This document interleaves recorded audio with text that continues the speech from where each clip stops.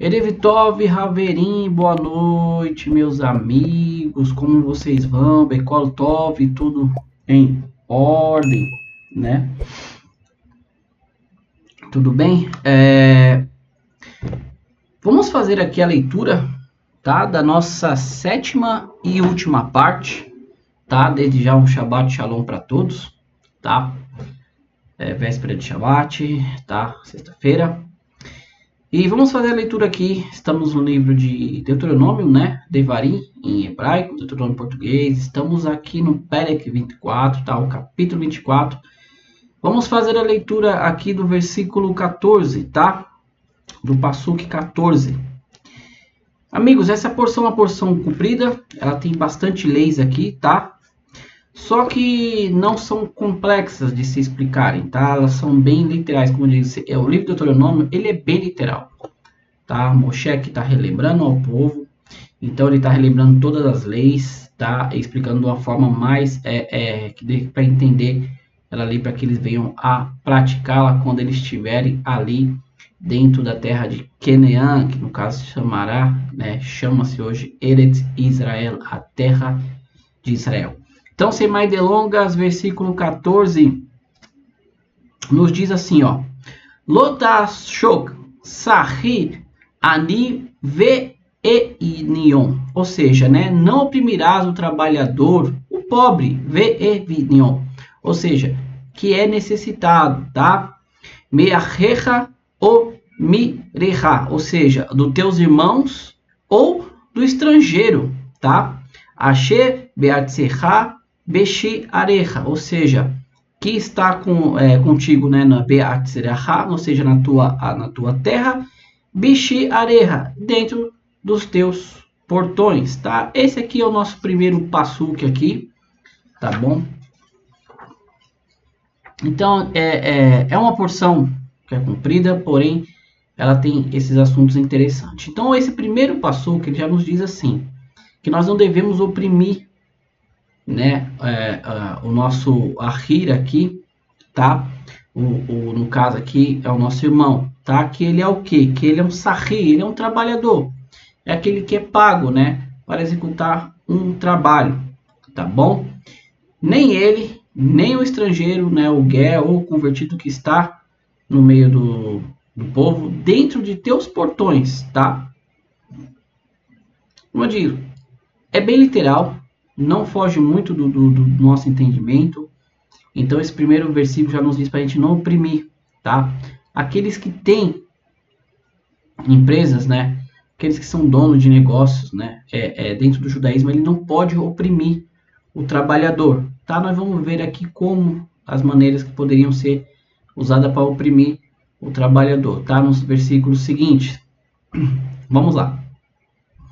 O versículo 15 ele diz assim, ó: Você pagará a ele seu salário no dia certo, e não deixará que o sol se ponha sobre ele, pois ele é pobre, e por este ele arrisca sua vida. Não o faça clamar a Deus contra você, pois então este pecado estará sobre você. Então aqui o próximo passo, que o 15, já nos fala um tipo de oprimir o trabalhador, o necessitado, venion, o pobre, né? Você não deixar atrasar o pagamento do salário dele, tá? Eu vou aplicar isso aqui dentro do contexto literal, está falando do povo judeu, está falando ahihá, o teu irmão, ou seja, o teu irmão judeu, mas nós também, como não judeu, Benei Noa, também devemos trazer isso, como eu falo. Nós devemos trazer todo o conceito moral e ético da Torá para as nossas vidas. Então, se você tem um negócio, se você é dono de uma empresa, você tem o seu funcionário, tá? Você tem por obrigação não deixar atrasar o salário dele. Vamos ser aqui bem entendíveis do contexto. Se você tem o pagamento para pagar para o funcionário em mão e você tarda, simplesmente por falar, não, amanhã deixa que eu pago. A Torá vem e fala aqui, se ele clamar a mim, se ele clamar a Deus, Deus vai ouvir, tá? Tá, mas Amaury, e se ele não tem, se de repente ele, os seus, no caso aqui, ele é uma linha de produção, né? Aí você fez aquela produção, você produziu, não te pagaram pelo aquele trabalho, ou seja, você acaba por não ter o dinheiro de pagar. Então, como eu falo aqui, Deus está vendo todas as coisas, tá? A Torá aqui ela é bem clara. Se você tem o dinheiro para você pagar o seu funcionário, não tarde, tá? É interessante que fala assim, ó. Não deixará que o sol se ponha sobre ele, pois ele é pobre, e por este ele arrisca a sua vida, tá? A Irache vem falar aqui, tá? Como assim ele arrisca a tua vida? A Irache comenta assim, ó. Por esse salário, ele está disposto a arriscar a sua vida.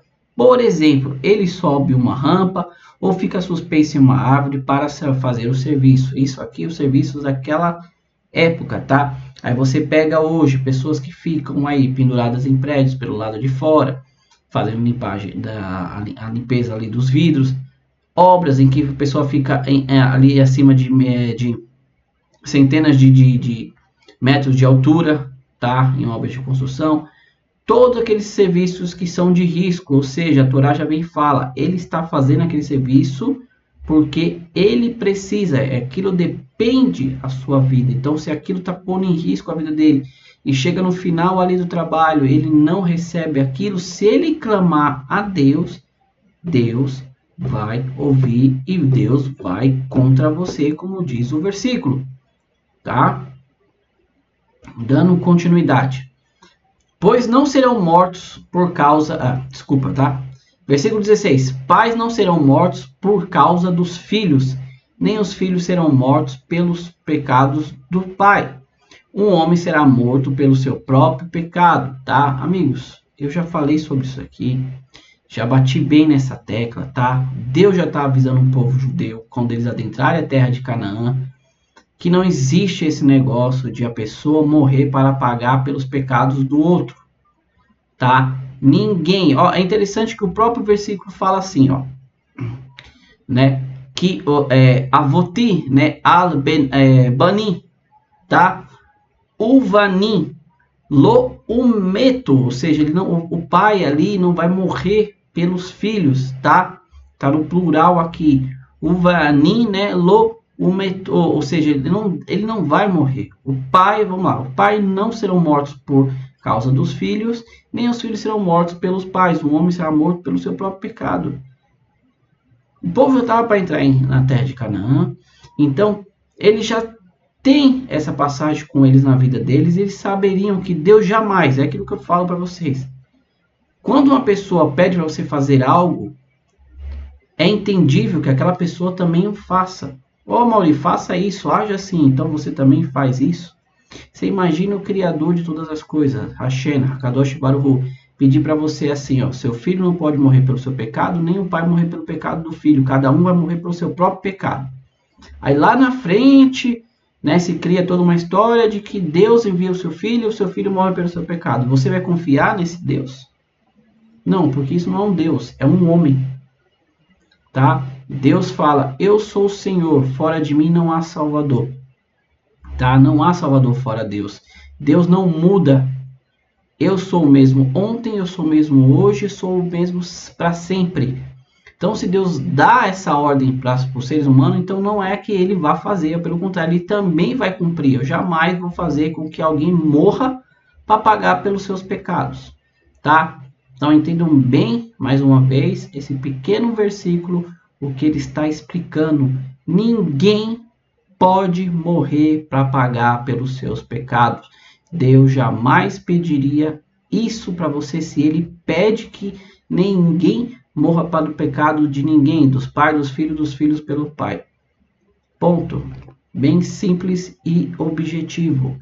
Pode-se criar todo um contexto, tentar fazer, mas a palavra de Deus, ela é eterna, ela não volta vazia. O que Deus disse, ele mesmo cumpre, tá? Você não perverterá o julgamento de um convertido ou de um órfão.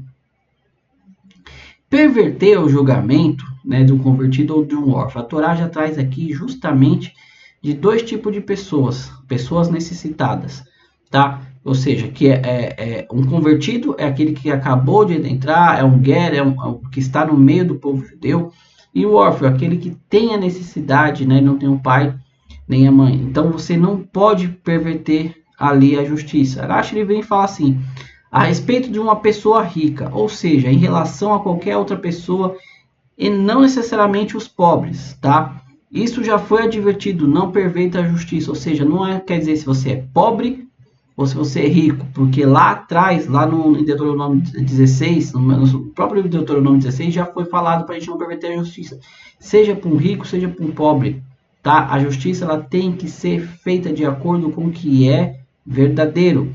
Você não tomará as vestes de uma viúva como garantia, tá?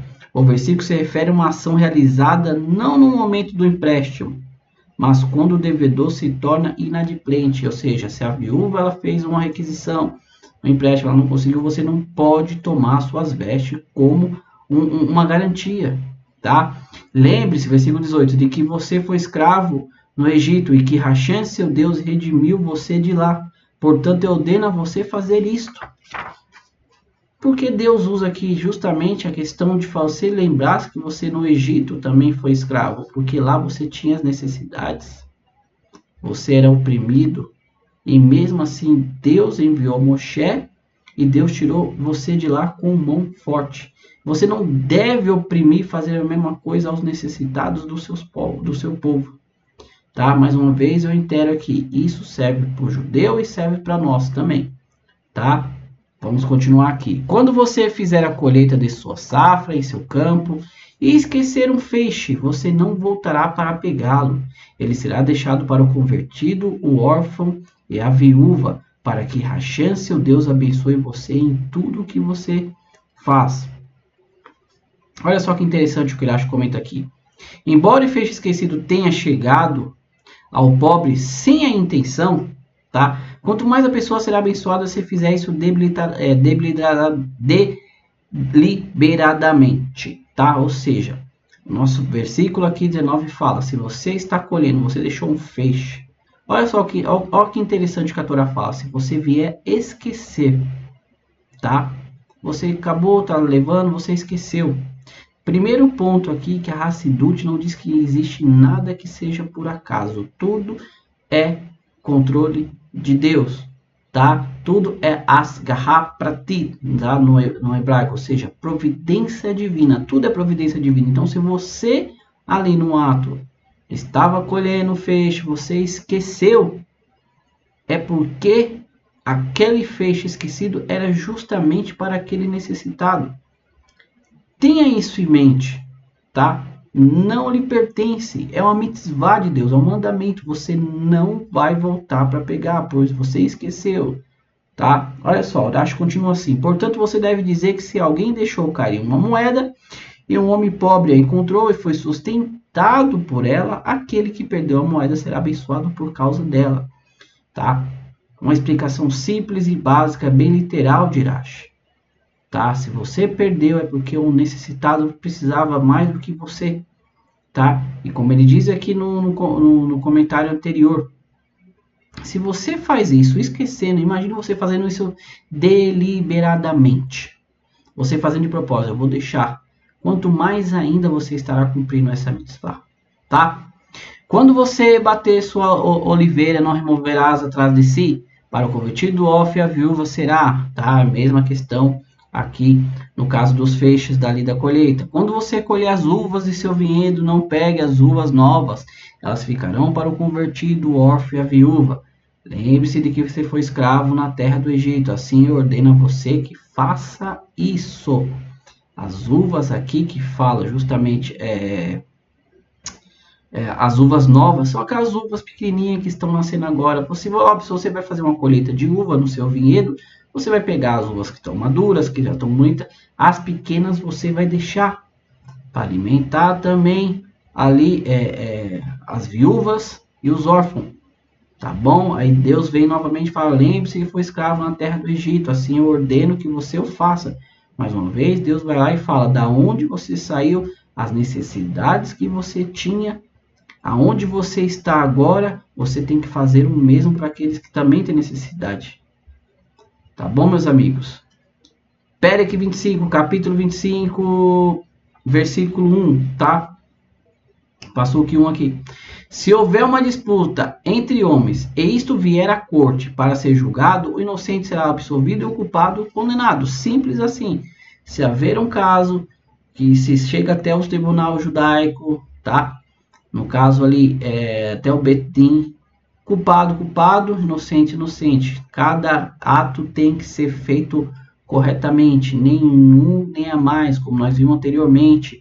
Não pode se haver a questão ali de você querer pagar um suborno ao juiz. Tudo tem que ser feito de acordo com a reta justiça de Deus.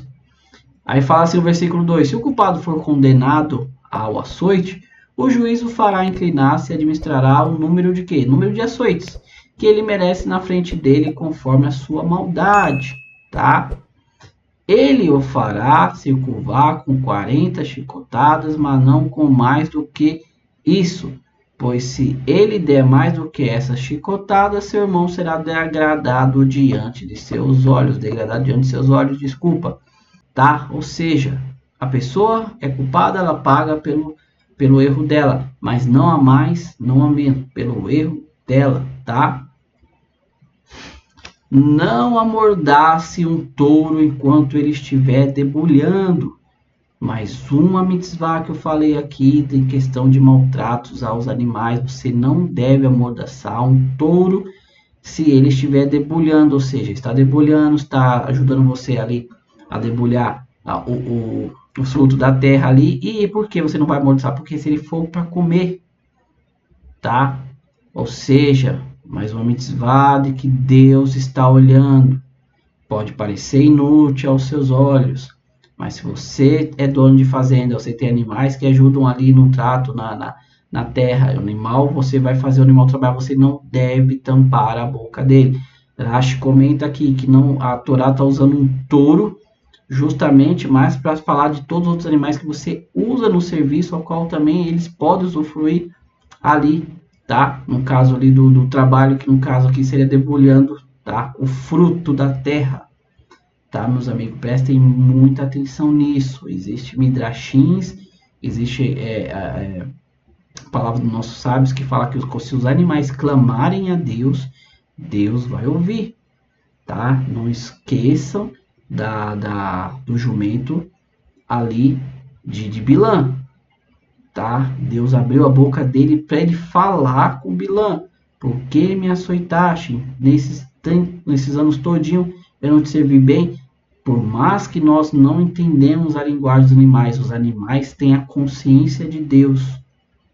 Tá bom? Então tomem muito cuidado, vocês que gostam de animais, que têm o seu pet em casa, tomem muito cuidado com maltratos. Deus ouve até o clamor dos animais.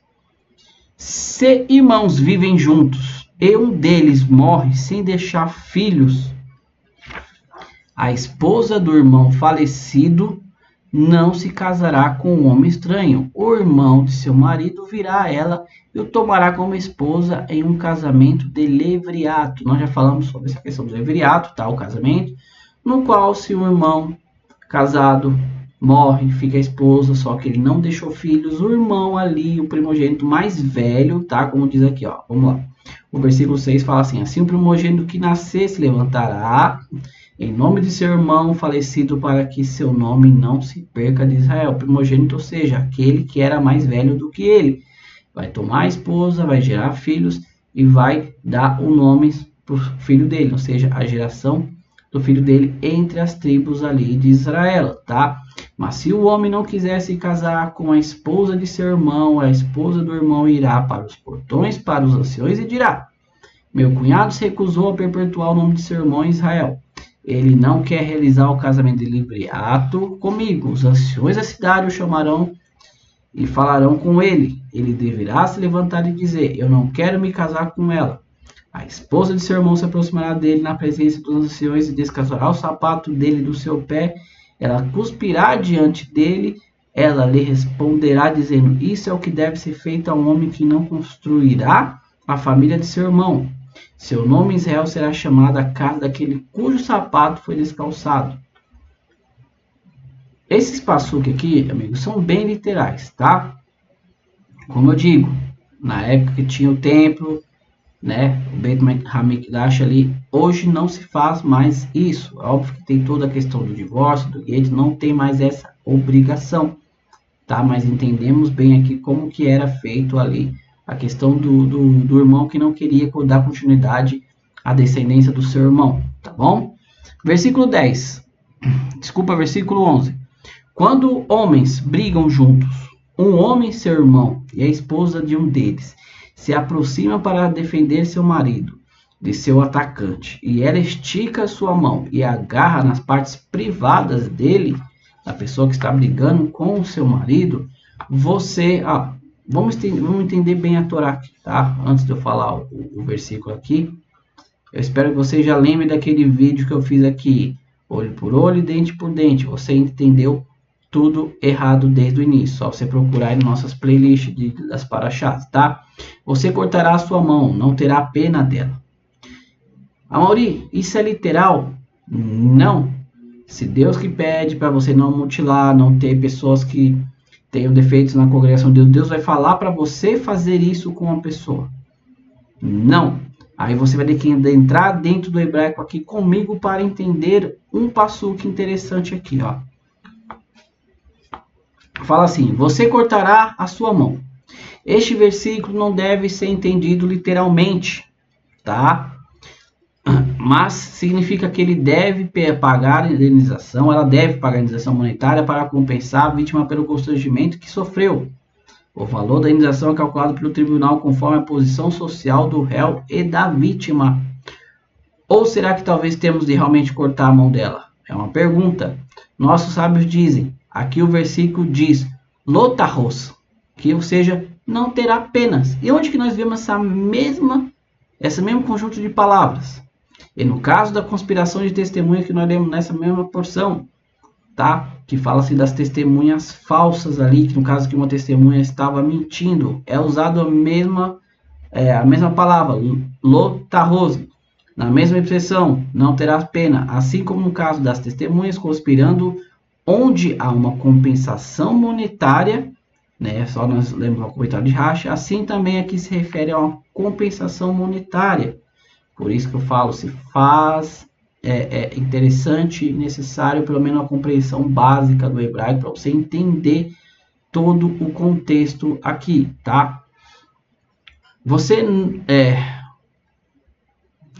não terá, desculpa, 3, você não manterá em seu bolso pedra e pedra, uma maior e outra menor. Você não terá para você em sua casa medida e medida para secos, um é maior e outro é menor. Você não terá pedra perfeita e correta, medidas para secos perfeitas. Desculpa, você terá, tá? A noite é mais difícil. Você terá pedra perfeita e correta, medidas secos, perfeitos e corretos, a fim de que seus dias sejam prolongados na terra que Hashem, seu Deus, está dando a você, tá? Pesos e medidas nós já falamos, tem um vídeo aqui só sobre isso, tá? Mas só lembrando, que era usado naquela época para fazer a medida, né? Do peso, lembra a balança que colocava? Você tinha o peso, você colocava a mercadoria e teria ali que equilibrar justamente no peso para dar o valor correto em quilos ali. É semelhante a isso que a Torá está falando. Quando fala para você manter pedras do mesmo tamanho, né, no caso ali, perfeitas, todas as medidas, é para você não roubar nos negócios, tá? Se formos trazer e aplicar para os nossos dias de hoje, você não deve ter nos seus negócios, vamos dizer a palavra bem comum aqui no Brasil, trambique, você não deve jogar sujo, tá? Com o seu cliente, no caso aqui, tá bom? Rashi, ele fala assim, ó. Isso significa que o peso da maior é inconsistente com a da menor. Trata-se de dois pesos que parecem ser o mesmo, mas que na verdade são desiguais. Permitido adquirir bens com peso maior, enganando o fornecedor. E vendendo com o menor, enganando o cliente. Você não terá para você. Isso nos ensina que se você utilizar pesos enganosos, você não vai ter coisa alguma. Tá? Mas a maioria pessoas que enrolam tal tudo. Entenda essa questão. Não está falando só de bem material. quantas pessoas fazem, têm as suas coisas, trambique dentro da sua empresa, elas prosperam, tal, tudo, mas a sua vida é só você parar e analisar, meu amigo. Tá? Isso aqui é uma ordem de Deus na Torá. Lembre-se do que você fez. No caso aqui, ó, versículo 17. Pois qualquer pessoa que faça essas coisas, qualquer pessoa que haja desonestamente, é uma abominação para Hashem, seu Deus. Olha só que interessante, na continuação ainda dos pesos e medidas aqui incorretos. Ou seja, qualquer pessoa que faz isso, tá? Qualquer pessoa que haja desonestamente, seja nos negócios, seja em qualquer situação da vida, é uma abominação para Deus. Tá? Como falo, dá para tirar muita coisa aqui, porque não se aplica só nos negócios, se aplica na sua vida. Se você é desonesto dentro das suas coisas, dentro da sua vida com os outros, é uma abominação para Deus. Lembre-se do que fez a Amaleque quando vocês saíram do Egito, como eles surpreenderam você no caminho e aniquilaram todas as pessoas mais fracas que estavam mais atrás de você quando você estava cansado e fadigado. Eles não temeram a Deus. Consequentemente, quando Hashem, seu Deus, livrar você de todos os inimigos à sua volta na terra que Hashem, seu Deus, está dando a você como herança, a ser mantida como uma posse, você destruirá e apagará qualquer lembrança de Amaleque sobre os céus. Não esqueça. E aqui nós terminamos o nosso último versículo, tá? É uma mitzvah. Apagar de debaixo do céu toda lembrança de Amaleque. Nós lemos aqui o porquê. Nós sabemos que Amaleque foi o primeiro que confrontou Israel ali a sair do Egito, e quando eles estavam ali cansados, fadigados, tanto que o próprio versículo fala assim: todas as pessoas mais fracas estavam mais atrás de você, tá? Então Deus fala: nada pode ficar de lembrança do seu nome. Urash comenta aqui que até um animal que seja dos povos amalequita não pode permanecer, para não se lembrar e falar: tal animal era do povo de Amaleque, tá? Isso é uma mitzvah. Mauri, e hoje? Nós não sabemos mais quem são os amalequitas, tá bom? Então, verdadeiramente, nós não conseguimos saber quem é descendente dos amalequitas hoje, tá? Mas é uma mitzvah você lembrar e não deixar que esse nome perpetue no meio do povo de Israel, tá? Rashi ele fala assim, ó, se você usar medidas, voltando lá, a questão do peso e medidas, tá? Só para nós fecharmos aqui. Se você usar medidas e pesos fraudulentos, você precisará se preocupar com o inimigo, conforme está dito. A balança falsa é uma abominação para Deus. E continua ainda o versículo. Vem a vergonha, né? Vem a arrogância, e essa também virá a vergonha. Tá, Mauri, onde está escrito isso aí? Provérbios capítulo 11, versículo 1, e logo o versículo 2. O próprio rei Salomão ele fala: a balança falsa é uma abominação para Deus. O julgamento falso, a injustiça feita, tanto na vida comercial como em qualquer área da vida, é uma abominação para Deus. E o rei Salomão continua: vem a arrogância, então virá a vergonha. O inimigo virá arrogantemente para provocá-lo para a guerra, e isso será vergonhoso para você. Por que eu estou lendo esse comentário se já falamos de pesos e medidas? Porque Urash ele pega e fala justamente aqui: se você usa de fraude dentro dos seus negócios, né, ou em qualquer área, Amaleque, aquele que se opôs ao povo judeu, né, ou seja, vai vir sobre você a arrogância e a vergonha. A arrogância de quem? Daquele que vem para, ou seja, atrapalhar os seus negócios, e a vergonha para você que de Deus os livre perderá, né, todo, no caso ali, o seu negócio, tá? Que Deus não permita. Nós viemos a cumprir o seu mandamento para que não permita que o inimigo, que é Amaleque, né, como referência aqui, venha e destrua a nossa vida, tá bom, meus amigos? Eu não quero me estender muito, como falo, essas paraxá, que essa paraxá ela foi bem literal, tá? Cada mitzvah trazida aqui foi simples, né, na maneira de você entender a aplicação na sua vida nos dias de hoje. Pegamos todo o contexto moral e ético para nós, tá bom? E entendamos bem, tá? Que Deus só quer, na verdade, o nosso bem. Se nós cumprirmos os seus mandamentos, nós viveremos por Ele. Nós não morreremos por ele, mas sim viverás, tá? Então, meus amigos, ficamos com Deus, tá? Essa foi a última porção aqui da nossas paraxá dessa semana de Kitse, tá? A próxima paraxá é Kitavô, tá? Teve Kitse, agora Kitavô, quando nós chegarmos lá, explicamos o que é, tá bom?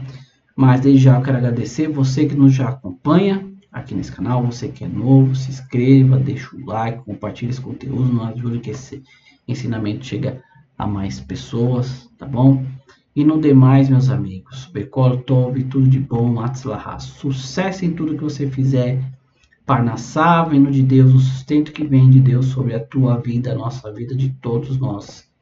É o que eu peço para Deus agora, em mérito desse shiur, tá? Que Mashiach se revele hoje, em nossos dias ainda, construa o terceiro Beit HaMikdash, o serviço a Deus volta em Jerusalém, nós possamos estar lá também, tá bom? Se não, estaremos aqui no domingo, tá bom? Com a primeira parte da Paraxá de Kitavô, tá bom? Amigos, fiquem com Deus mais uma vez, tá? Bekol Tov, tudo de bom. Se cuidem, fiquem com Deus. Todarabá mais uma vez, muito obrigado. E Lehi Traot. Nos vemos no próximo vídeo. Tchau, tchau.